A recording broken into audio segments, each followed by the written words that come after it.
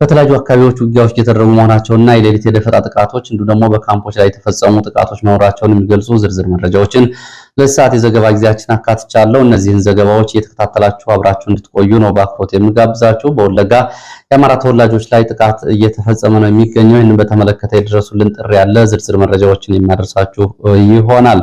ከነዚህ መረጃዎች ባሻገር እንደዚሁ ተጨማሪ መረጃዎችንም አፍሪካ ቀንድ ላይ እንደዚሁ ሁለት ተጨማሪ መረጃዎችን ይዣለሁ። የተከታተላችሁ አብራችሁ እንድትቆዩ በአክብሮት ጋብዛለሁ። እንደተለመደው ላይክ፣ ሼር፣ ሰብስክራይብ እያደረጋችሁ እንድትከታተሉ ሐሳብ፣ አስተያየት እንዲሁም ደግሞ መልከታና መረጃዎች ካሏችሁ ደግሞ ጥቆማ@gmail.com እንዲሁም በዋትስአፕ፣ ቴሌግራም፣ ሜሴንጀር እንዲሁም ደግሞ ትዊተር መልእክቶች ልትልኩልኝ ትችላላችሁ። ይህን እያደረጋችሁ ስለሆኑ በእጅጉ አመሰግናለሁ። እንግዲህ ወደ ያስኳቸው መረጃዎች ከመሄዴ በፊት አጠር ያሉ የእናንተን መልእክቶች ላድርስ። በዛት ከያስኳቸው መካከል አጣራለን በሚል የደረሰኝን መረጃ ነው ማስቀድመው። የጠቅላይ ሚኒስትር አብይ አህመድ የከፋ የጤና ቀውስ ገጥሟቸው ለሕክምና ወደ ጀርመን ሪፈር ቢጻፍላቸውም እሳቸው ግን ወደ ዱባይ ሄደዋል የሚል ዘገባና የሚል ወሬ በከተማው እየተናፈሰ ነው። ይህንን በተመለከተ ምን መረጃ አለ? ጉዳዩን ብታጣራው እንደውም ውክልና ጭምር ሰጥተዋል። ለፊልድ ማርሻል ብርሃኑ ጁላ ከኮንስትራክሽን እና ከተዛማጅ ቢሮዎች ውጭ ሌላውን ወታደራዊና የሲቪል አስተዳደር ውክልና ሰጥተዋል የሚል ወሬ ይናፈሳል። ስለዚህ ይህንን በተመለከተ ምን መረጃ አለህ የሚል ጥያቄ በኢሜል አድርሳችሁኛል። ጉዳዩን ከእናንተም ከአድማጮች ከመስማቴ በፊትም እንደዚሁ ቀደም ብሎ ወሬው ይወራ ስለነበረ ለማጣራት ሞክሬያለሁ። በዚህ ጉዳይ ላይ እውነት የሚሸት አንድም ነገር ማግኘት አልተቻለም። ጠቅላይ ሚኒስትሩ ለሕክምና ወደ አረብ ኤሚሬትስ ስለመሄዳቸው የከፋ የጤና ቀውስ ገጥሟቸው ሆስፒታል ውስጥ እንደሚገኙ ከተወራው ወሬ ጋር የተያያዘ አንድም ማስረጃ ማግኘት አልቻልኩም። ወደፊት ተጨማሪ መረጃዎች ካሉ የሚጣሩ ይሆናል። ካሁን በፊት እንግዲህ ጠቅላይ ሚኒስትሩ ከሚዲያና ከህዝብ መድረክ ይጠፉና እንደዚሁ ተፈላጊነታቸውን ለመጨመር የሚያደርጓቸው ስልቶች አሉ። ምናልባት እሱ ሊሆን ይችላል። እስካሁን ባለው ሁኔታ ስለ ሕክምና ወይም ደግሞ ለሕክምና ስለመሄዳቸው የተረጋገጠ መረጃ የለም። ጠቅላይ ሚኒስትር ጽሕፈት ቤት አካባቢ ያሉ የመረጃ ምንጮችን ጭምር በዚህ ጉዳይ ጠይቄ ነበር። የሚያውቁት ነገር እንደሌለ ነው የገለጹት። ምናልባት ተጨማሪ መረጃዎች ያሏችሁ ካሉ ልትጨምሩ ትችላላችሁ። እኔ ግን ለጥያቄው ያለ ምላሽ ለአሁኑ ነው። ሌላው ወረታ፣ ደብረታቦር፣ ዳውንት እና በሌሎች ቦታዎች ዝርፊያ፣ እገታ የሚፈጽሙ እና የረድኤት ድርጅቶች ተግባራትን የሚያውኩ ህገወጥ ቡድኖች አሉ። ነጋዴዎችን ይዘርፋሉ፣ ገበሬዎችን ይዘርፋሉ፣ ወከባ ይፈጽማሉ፣ ይጠጣሉ። መሳሪያ ታጥቀው ህገወጥ ቡድኖች እንደዚሁ ተኩስ ከፍተው እርስ በርስ ይታኮሳሉ። ማታ ህዝብን የሚያሸብሩ አሉ። በእነዚህ ላይ ፋኖ እርምጃ ቢወስድ መልካም ነው የሚል እንደዚሁ አስተያየት አድርሳችሁኛል። ሌላው የአማራ ልሂቅ ከአፄ ኃይለሥላሴ ጀምሮ ለፍትህና ለእኩልነት እየታገለ ነው የሚገኘው። በኃይለሥላሴም በደርግ ዘመነ መንግስትም በኢህአዴግም እየታገለ የሚገኘው ለፍትህና ለእኩልነት ነው። ሌሎቹ ከዚህ ባሻገር ባለው ለሀገር አፍራሽ እንቅስቃሴዎች የሚንቀሳቀሱ ኃይሎች አሉ፣ አማራውን በጥላትነት በመፈረጅ። አሁን ግን ሌሎችም እንደዚሁ የራሳቸው ማህበረሰብ ጭምር የሚፈጽሟቸውን ግፍና ሰቆቃዎች መቃወም የጀመሩ ፖለቲከኞች አሉ። ይሄ ለወደፊት ለአብሮነት የሚበጅ ነው። ለምሳሌ ታዬ ደንዳ እገታን፣ ዝርፊያን በተመለከተ እያራመዱ ያለውን አቋም በተመለከተ የተሻለ አስተሳሰብ ነው። ይሄ ጥሩ ነው። ልክ የአማራ ልሂቃን አባቶቻቸውን ጭምር እንደታገሉት ሁሉ ለፍትህና ለዲሞክራሲ ሲባል ሌላውም የራሱን ማህበረሰብ የወጣበትን ከጎሳ ባለፈ ይህን መታገል አለበት በሚል አስተያየት አድርሳችሁኛል። ሌላው በጅምላ የሚቀላቀሉ የሚሊሻ አባላት እና የመንግስት ኃይሎች ከፋኖ አንጻር ስጋትና ጥንቃቄ በሚል አስተያየት አድርሳችሁኛል። እንግዲህ ፋኖ በዚህ ጉዳይ ላይ ከሁላችንም በላይ መሬት ላይ ያለውን ጉዳይ በውል የሚከታተል ስለሆነ ይህንን ጥንቃቄያችሁን ግምት ውስጥ ያስገባል ወይ ደግሞ ሐሳባችሁን የሚል መልእክት ነው ያለኝ። ሌላው ዶክተር ዳኛቸው በጀነራል ተፈራ ማሞ ላይ ያቀረቡትን ትችት በተመለከተ ሚዲያ ተመልክተናል በሚል እንደዚሁ ሰብሰብ አድርጋችሁ ምልከታዎቻችሁን ልካችሁልኛል። ፕሮግራም ጥቆማም ስለሰጣችሁኝ አመሰግናለሁ። እመለከተዋለሁ። እንግዲህ ከዚህ ከአስተያየቶቻችሁና ጥቆማዎቻችሁ ባሻገር ወደ መረጃዎች ነው የሚሄደው። ወደ መረጃዎች ሲሄድ ወደ ደቡብ ጎንደር የሚወስድን መረጃ ነው የማስቀድመው። ደቡብ ጎንደር ፎገራ አለምበር ከተማ የአስተዳደር እና አጃቢዎቹ ተገድለዋል ተብሏል። አስተዳዳሪው ከየካቲት ወር ላይ እየተሾሙ ነበሩ የሚሉት የመረጃ ምንጮቹ አለምበር አካባቢ የሚሾም ሰው በመጥፋቱ እርብ ተብሎ ከሚጠራ አካባቢ መጥቶ የተሾመ ሰው እንደነበሩና ቀድሞ የፋኖ አባል ነበሩ። በኋላ ደግሞ ለብልጽግና እጅ በመስጠት ይህንን ሹመቱ ወስደዋል። በአካባቢው ለተፈጸሙ እገታዎች፣ ዝርፊያዎች በመንግስትን መዋቅር በመጠቀም በከፍተኛ ሁኔታ ስማቸው የሚጠራ ሰው እንደሆኑ ነው የገለጻችሁት። እንግዲህ መረጃውን አድርሻለሁ። በተመሳሳይ በዚሁ አለምበር ከተማ ዛሬ ተኩስ ነበር ተብሏል። ሌሊት ከተማ ውስጥ የባንክ ጥበቃዎችም እንደዚሁ ስለመገደላቸው ነው የመረጃ ምንጮቹ የገለጹት። ይህንን በተመለከተ እንግዲህ ተጨማሪ መረጃዎች የሚጣሩ ይሆናሉ። የባንክ ጥበቃዎች መገደላቸውን መረጃዎች ጠቁመዋል። ሌላው ወደ ሰሜን ወሎ ጋሸና የሚወስደን መረጃ ነው። ጋሸና ከተማ አቅራቢያ ሐሙሲት ተብሎ የሚጠራ የሚሊሻ ካምፕ ላይ የፋኖ በሌሊት በፈጸመው ድንገተኛ ጥቃት ከፍተኛ ወታደራዊ ኪሳራ ደርሷል ተብሏል። ሌሊት በተፈጸመው ጥቃት በርካታ ሚሊሻዎች ሙትና ቁስለኛ ሆነዋል። የተረፈው ሚሊሻ ደግሞ ልብስ እየቀየረ ጭምር ወደ ገበሬ ቤት ተበትኗል። ትጥቃቸውን ጥለው ጭምር የሸሹ ሚሊሻዎች አሉ። ትጥቃቸውን የአካባቢው አርሶ አደሮች አንስተውታል የሚል መረጃ ደርሳችሁኛል። መሳሪያ አንጠባጥሮ የሄዱ ሚሊሻዎችን ድጋፍ ለማድረግ መከላከያ ከጋሸናና ከስታይሽ መንቀሳቀሱንም እንደዚሁ የመረጃ ምንጮች ገልጸዋል። ይህንን የሌሊት ዘመቻ የፈጸመው የአማራ ፋኖ በወሎ ላስታ አሳምነው ኮር ተከዜ ክፍለ ጦር ልዩ ዘመቻ ኮማንዶ እንደሆነ የተከዜ ክፍለ ጦር ቃል አቀባይ ገልጿል። በዚሁ ቀጠና እንዲሁ ወደ አለማጣ ሰሜን ወሎ ስንሄድ ባለማጣ ከተማ በይፋ አስተዳደር ስራ እየጀመሩ ነው የህወሓት ታጣቂዎች ተብሏል። የቢሮ ቁሳቁሶችን ከትግራይ አካባቢ በብዛት እያመጡ በአካባቢው አስተዳደር እየጀመሩ ነው። ቤቶችና ቢሮዎችን እያዘጋጁ ነው ተብሏል። ይሄ ግልጽ የሆነ የፕሪቶሪያውን የሰላም ስምምነት የሚጥስና አካባቢው በፌዴራል መንግስቱ በጊዜያዊነት ይቆያል የሚለውን ስምምነት የጣሰ ነው በሚል እንግዲህ በርካታ ወጣቶችን እየተቃወሙ ነው የሚገኙት። የተቃወሙ ወጣቶች ደግሞ ብዙዎቹ ታስረዋል። ታስረው ወዴት እንደተወሰዱም አልታወቅም። ወደ ትግራይ እየተወሰዱ አሉ ተብሏል። ወጣቶቹ ይህን ሲቃወሙ በመከላከያና በህወሓት በጋራ ነው እየታሰሩ የሚገኙት። ፋኖ ናቸው የሚል ደግሞ የጅምላ ፍረጃ ይሰጣል ነው የተባለው። ወደ ምዕራብ ጎንደር ቋራ ስንሄድ በቋራ ሽንፋ ከተማ ዙሪያ ከፍተኛ ውጥረት አለ። ቱመት ተብሎ የሚጠራው አካባቢ ውጊያ እንደነበር ትላንትና መሻሹን የመረጃ ምንጮች ገልጸዋል። ዛሬ ሽንፋ ከተማ በሶስት አቅጣጫዎች ነው ውጥረት ያለው ከረፋድ ጀምሮ። በተለይ ዱባባና ደለጎ ተብሎ ከሚጠሩት የቋራ አካባቢዎች እንደዚሁ መንግስት በርካታ ኃይል ማንቀሳቀሱን ተከትሎ በአካባቢው ከፍተኛ ውጥረት አለ። ተከታታይ የድሮን ቅኝቶችም እየተደረጉ ነው ተብሏል። ዛሬ ረፋድ ምናልባት የመረጃ የተላለፈ ባለበት ሰዓት የድሮን ጥቃቶችም ሊፈጸሙ ይችላሉ የሚሉ ስጋት እንዳላቸው የመረጃ ምንጮቹ ገልጸዋል። በዚህ ቱመት አካባቢ ሸዋፈራው ሽኩሪያ ተብሎ በሚጠሩ አካባቢዎች ትላንትና ውጊያ ተደርጓል።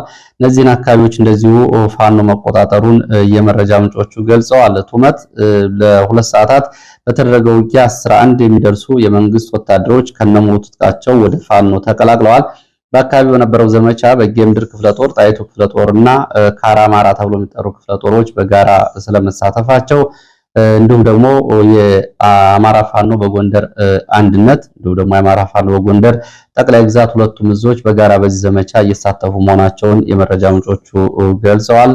ወደ ሰከላ የሚወስደን መረጃ ላስከትል። ሰከላ ትናንትና እስከ ምሽት 12 ሰዓት ድረስ ከባድ ውጊያ ሲደረግ ነው ያመሸው። በዚህ ውጊያም ከፍተኛ ሰብአዊ፣ ቁሳዊ ጉዳት ደርሷል። የአማራ ፋኖ በጎጃም የአገው ምድር ክፍለ ጦር 4 ብርጌዶች በዚህ ውጊያ መሳተፋቸውን የፋኖ የመረጃ ምንጮች ገልጸዋል። የጎጃም አገው ምድር ክፍለ ጦር ቃል አቀባይ ፋኖ ይበልጣል እውነቱ እንደገለጸው ሰከላ አሮጌው ከተማ አካባቢ ውጊያ ነበር። ይህንን ለቀው የመንግስት ኃይሎች ወደ መድኃኔዓለም እና ወደ ግሽ ገዳም ተጠግተው እነዚህ ሁለት የሃይማኖታዊ ተቋማት ተከለው ውጊያ ሲያደርጉ አምሽተዋል ብሏል። እንግዲህ በውጊያው ከፍተኛ ጉዳት ደርሷል።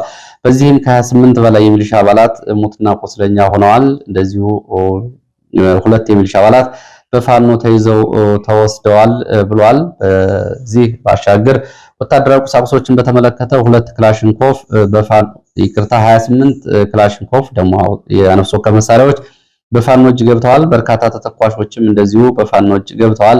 ይህንን መረጃ እንደዚሁ የአማራ ፋኖ በጎጃም በዘመቻ አንድነት ውሎ ሪፖርቱ ላይም አካቶታል። በተመሳሳይ ዳንግላ ዙሪያ ዘለሳ ተብሎ በሚጠራ ቦታ ድንገተኛ ጥቃት ተፈጽሟል። በዚህም በተፈጸመ ድንገተኛ ጥቃት ከ10 በላይ የአድማ ብተናና የሚሊሻ አባላት ሙትና ቁስለኛ ሆነዋል። 5ቱ ወዲያውኑ ህይወታቸው ማለፉ እንደዚሁ ክፍለ ጦሩ ገልጿል። ከዘመቻ አንድነት ባሻገር የአማራ ፋኖ በጎጃም አገው ምድር ክፍለ ጦር ከዘመቻዎች ባሻገር የህዝብ ለህዝብ ውይይት ምክክር እያደረገ ነው የሚገኘው። ህዝቡ ክፍለ ጦሩ የሚያደርገውን ትግል የኔ ብሎ እንዲደግፈው ከህዝብ ጋር ምክክር እያደረገ መሆኑንም እንደዚሁ ቃል አቀባዩ ገልጿል። በዚህ ወደ አቸፈር ስንሄድ አቸፈር አባይ ዳር ተብሎ የሚጠራው አካባቢ ሰፍሮ የነበረ የመንግስት ኃይልም አካባቢውን ለቆ ወጥቷል ተብሏል። ጎቻው አማሬት ተብሎ የሚጠራው እስከ ሜጫ ድረስ በነበሩ አካባቢዎች የነበረ የመንግስት ኃይል ወደ ከተማ ለቆ ወጥቷል።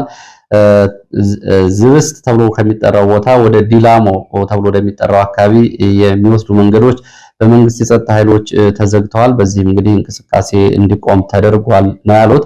በተለያዩ ቀበሌዎች ስምሪት ላይ የነበረ የመንግስት ኃይል በአካባቢው ተከታታይ ውጊያዎች መደረጋቸውን ተከትሎ ወደ አንድ ካምፕ ተሰብስቧል ብለዋል። 7 የመንግስት ወታደሮችም እንደዚሁ ትላንትና ፋኖን ተቀላቅለዋል ብለዋል። እንግዲህ በዚህ የአማራ ፋኖ በጎጃም በአወጣው ደግሞ የአጠቃላይ የውሎ ዘመቻ 19ኛ ቀኑን በያዘ የውሎ ዘመቻ እነዚህን በተለያዩ አካባቢዎች ያሉ አውደ ውጊያዎችን እንዲሁም ደግሞ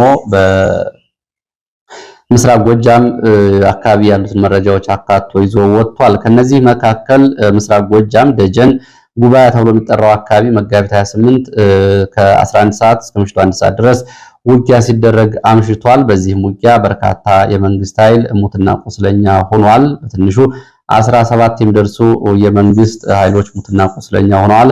ይህን ተከትሎ አካባቢውን ለቆ የመንግስት ኃይል ወጥቷል። ሰብሸንጎ ተብሎ የሚጠራውንም ቀበሌ እንደዚሁ የመንግስት ኃይሎች ለቀው ወጥተዋል። ምስራቅ ጎጃም በተመሳሳይ አነደድ ጀማ ተብሎ የሚጠራው አካባቢ እንደዚሁ ድንገተኛ የደፈጣ ጥቃት ተፈጽሞ ከ11 በላይ የሚሊሻ አባላት ሞትና ቁስለኛ ሆነዋል። በአካባቢው እንደዚሁ ውጊያዎች ቀጥለው ነበር። በተመሳሳይ ይልማና ደንሳ አዴት ይዞራ ተብሎ የሚጠራው ቀበሌ ለ4 ሰዓታት የዘለቀ ውጊያ ተደርጓል። ትላንትና መጋቢት 28 ከሰዓት በኋላ የዚህ ውጊያ ዋና ዓላማ የመንግስት ኃይሎች ከአዴትና ከተለያዩ አካባቢዎች ተንቀሳቅሰው ሮቡ ገበያ ተብሎ የሚጠራውን ቀጠና አካባቢ ለመቆጣጠር ያደረጉት እንቅስቃሴ እንደሆነ የመረጃ ምንጮቹ ገልጸዋል። በዚህ ውጊያ ከፍተኛ ሰብአዊ፣ ቁሳዊ ጉዳት ደርሷል። የደረሰው ጉዳት በዝርዝር ማወቅ አልተቻለም። 2 የአማራ ፋኖ በጎጃም ብርጌዶች ናቸው የተሳተፉት። ተጨማሪ የመካናይዝድ ኃይልን በማምጣት ከአዴት ሞትና ቁስለኞችን አንስቷል። ደግሞ ሽፋን እየሰጠ የመንግስት ኃይል ተቃሪውን ሰራዊቱን አውጥቷል ሲል የአማራ ፋኖ በጎጃም የውሎ ሪፖርቱ ላይ ገልጿል። በተመሳሳይ በባህር ዳር እንደዚሁ የቦምብ ፍንዳታዎችን በፋኖ ተፈጽመዋል። 2 ቦታዎች ላይ በተፈጸሙ የቦምብ ፍንዳታዎች እንደዚሁ የደረሰው ጉዳት በዝርዝር አልታወቀም። መናኸሪያ አካባቢ እንዲሁም ደግሞ ቀበሌ 16 አካባቢ ነው ጥቃቶች ተፈጽመዋል የተባለው።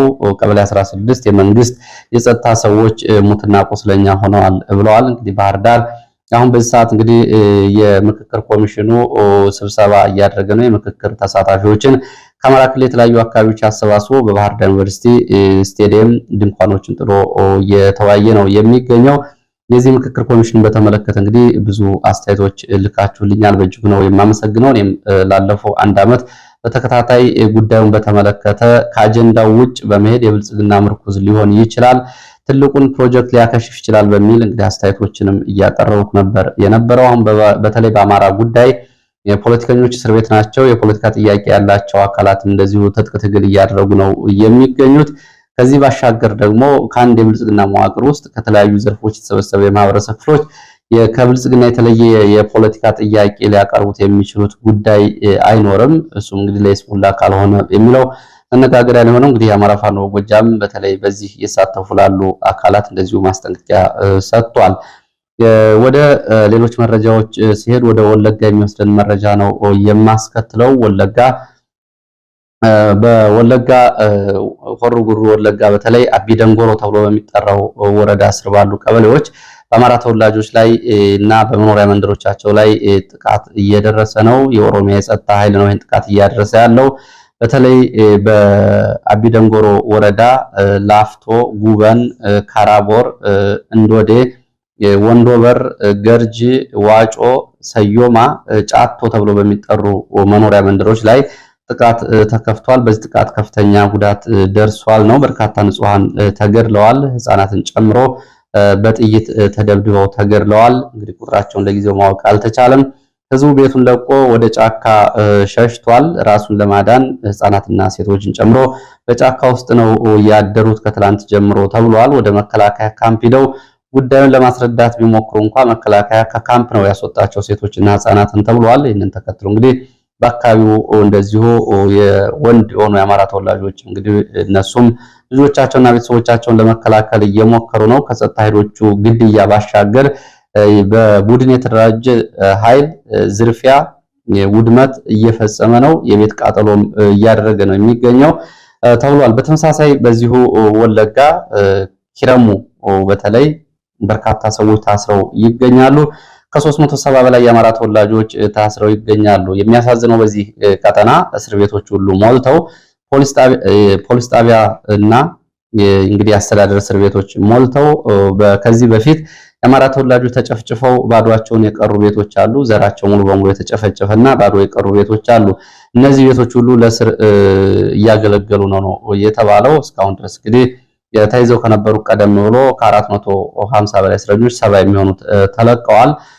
ሌሎቹ ግን አሁን በስር ላይ ነው የሚገኙት ሲሉ የመረጃ ምንጮች ገልጸዋል። በነገራችን ላይ ይህን ጥቃት ለመፈጸም ቀደም ብሎ የተዘገበ ዘገባ ነበር። እንደምታስታውሱት አዲስ ስታንዳርድ ከ20 በላይ የንጹሃን በፋኖ ተገደሉ የሚል ዘገባ ከሁለት ቀናት በፊት አውጥቶ ነበረ። ይህንን ዘገባ በተመለከተ እንግዲህ በወቅቱ ኢትዮ ፎከስም ከአካባቢው መረጃዎችን በማጠናከር ለዚህ ዘገባ ያለውን እውነታ ለማሳወቅ ዘገባ ተሰርቶ ነበረ።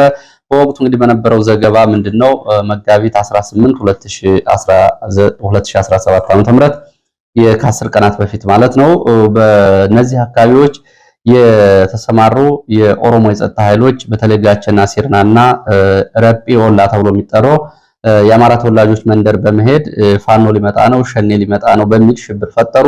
የአካባቢ ተወላጆች ሄደው ለመከላከያ መለከቱ። መከላከያ ወደ አካባቢው መጣ። መከላከያ ወደ አካባቢው ከመጣ በኋላ ለምንድነው ይህን ሽብር የምትፈጥሩት ብሎ ሚሊሻዎቹንና በአካባቢው የተደራጁ የጸጥታ ኃይሎችን ጠየቃቸው።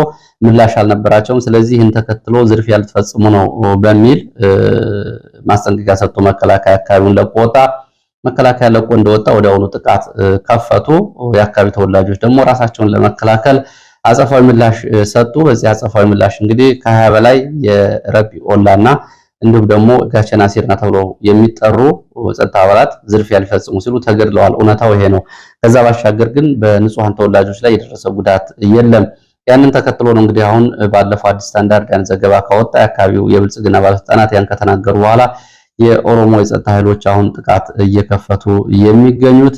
ወደ መተከልም ስንሄድ በተመሳሳይ በአማራ ተወላጆች ላይ ጥቃት እየተፈጸመ መሆኑን የሚገልጽ መረጃ ነው ያለው። ዳንጉር ወረዳ አባይ ዳር ቀበሌ አደቡልክ ተብሎ የሚጠራ ቦታ በአማራ ተወላጆች ላይ የቤንሻንጉል ጉሙዝ ክልል አድማ ብተናና ሌሎች ታጣቂዎች እንደዚህ እንግዲህ ከአማራ ሕዝብ አንጻር በትይዩ የሚታገሉ ታጣቂዎችን በመያዝ ጥቃት ከፍተዋል። በዚህም ንጹሃን ተገድለዋል።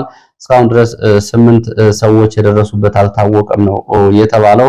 በተመሳሳይ እንደዚሁ በአዊ ዞን ጃዊ ወረዳ ከወረዳው ዋና ከተማ ወደ ገጠር ቀበሌዎች እንቅስቃሴዎች ታግደዋል። እንቅስቃሴዎች በመታገዳቸው ምክንያት በርካታ ነዋሪዎች ችግር ላይ መውደቃቸውን እንደዚሁ ተናግረዋል። እንግዲህ በተለያዩ አካባቢዎች ካለው ዘመቻ ባሻገር ወደ ገጠራማ አካባቢዎች የሚደረጉ እንቅስቃሴዎችን የመንግስት የጸጥታ ኃይሎች ያግዳሉ።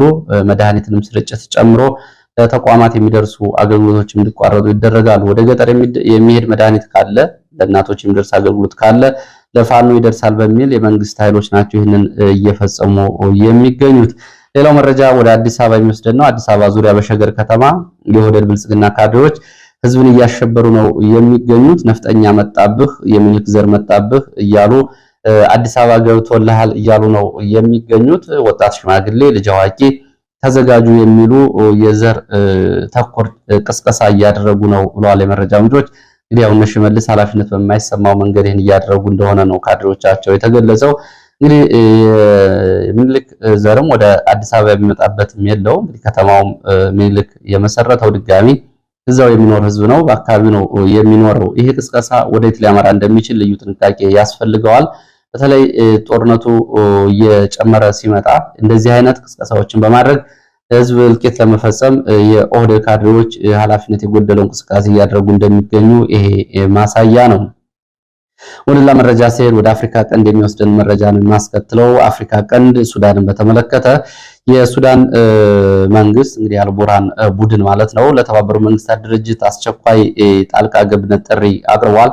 በሱዳን ጉዳይ ጣልቃ እንዲገባ የተባበሩት መንግስታት ድርጅትና ንጹሃንን እንዲታደግ በተለይ አልፋሽር ተብሎ በሚጠራው አካባቢ በርካታ ነዋሪዎች በፈጥኖ ደራሽ ኃይሉ ከበባ ውስጥ ነው የሚገኙት። ከተማውን በአስቸጋሪ ሁኔታ ውስጥ ነው የሚገኘው።